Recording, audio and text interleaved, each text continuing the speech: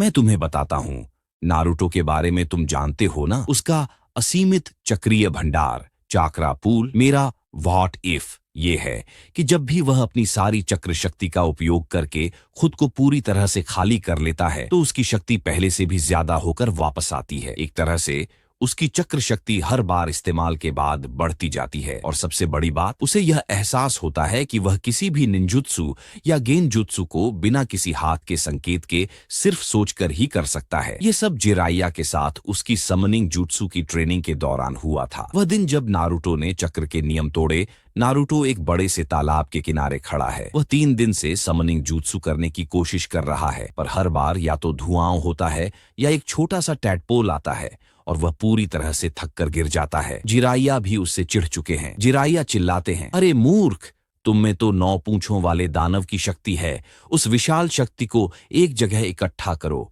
और उसे सही तरह से बाहर निकालो। नारुतो गुस्से में अपना अंगूठा काटता है, खून लगाता है और बिना सोचे समझे अपनी बची हुई पूरी शक्ति को उस जुत्सु में झोंक देता है। समनिंग जुत्सु इस बार धुआं और भयानक था, एक छोटे पहाड़ जैसा। नारुतो की जान निकल गई। वह इतना थक गया कि उसे लगा कि वह अब घंटों तक उठ नहीं पाएगा। वह जमीन पर धड़ाम से गिर पड़ा। जिराइया भी धुएं से बचते हुए पीछे हट गए। उन्हें पता था कि नारुतो कम से कम 1 घंटे के लिए बेहोश हो चुका होगा, खाली होकर भी भर जाना। लेकिन तभी कुछ अजीब हुआ। जैसे ही नारुतो की शक्ति का भंडार शून्य पर पहुंचा, अचानक एक तीव्र ऊर्जा का बहाव उसके अंदर दौड़ा। ये सामान्य थकान मिटाने वाली ऊर्जा नहीं थी। उसे लगा जैसे उसके शरीर में एक विशाल शून्य था जो एक पल में भर गया, और वह भी पहले से ज्यादा भरकर। नारुतो तुरंत खड़ा हो गया, हाफ भी नहीं रहा था। जिराइया भौचक्के होकर देखते हैं, अरे ओए, तुम कैसे खड़े हो? तुमने अभी अभी जंगल को हिलाने लायक चक्र खत्म किया है और तुम तो पहले से भी ज्यादा तरोताजा लग रहे हो। नारुतो खुद हैरान था। मुझे नहीं पता छिछोरे बाबा, मैं सच में अच्छा महसूस कर रहा हूँ, बल्कि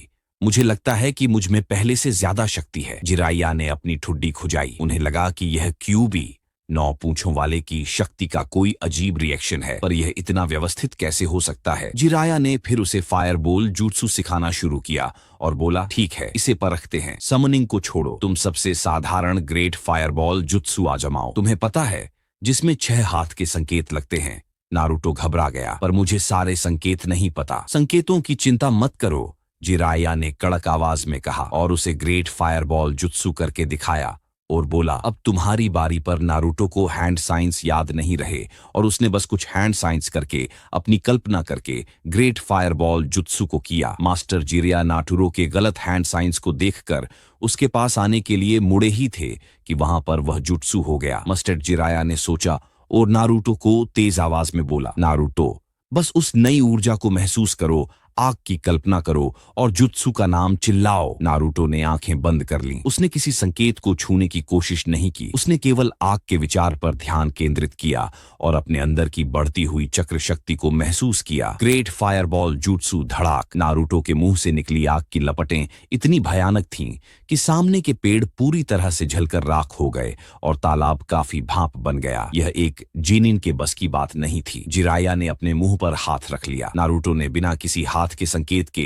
एकदम सही निंजुत्सु किया था। जिराया की आंखें चौड़ी हो गईं। यह तो असंभव है, तुमने संकेतों को बाईपास कर दिया। तुम्हारा दिमाग सीधे तुम्हारी चक्र शक्ति को आज्ञा दे रहा है। उसी पल जिराया समझ गए, नारुतो की शक्ति 2 भागों में काम कर रही थी। उपयोग से वृद्धि जब भी शक्ति खत्म होती है, वह और भी बढ़कर वापस आती है। वह सभी निंजुत्सु के पीछे के ऊर्जा प्रवाह को सहज रूप से समझता है, इसलिए उसे संकेतों की जरूरत नहीं है। जिराया ने अब आखिरी परीक्षण किया। एकदम साधारण गेंजुत्सु करो, कोई संकेत नहीं, बस सोचो। नारुतो ने सोचा और तुरंत ही जिराया की आंखों के सामने एक भ्रम पैदा हो गया। यह बिल्कुल सही गेंजुत्सु था और नारुतो ने गेंजुत्सु में कभी महारत हासिल नहीं की थी। जिराया ने एक गहरी सांस ली। चलो अब आखिरी बार समनिंग करते हैं।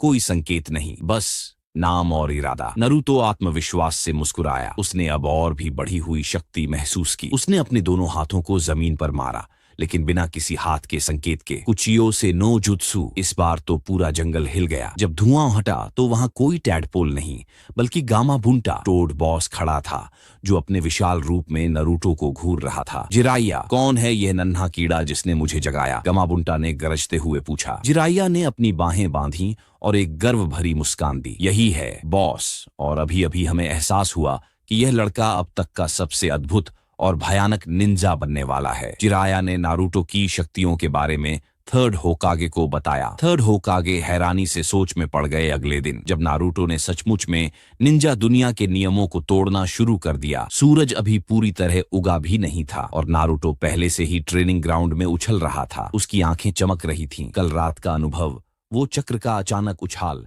और बिना संकेतों के आग पैदा करना, उसने नारुतो को पूरी तरह से बदल दिया था। जिराई। धन्यवाद। अगला पार्ट 2 दिन में आएगा। हमारे चैनल को सपोर्ट करिए और वीडियो को लाइक करें।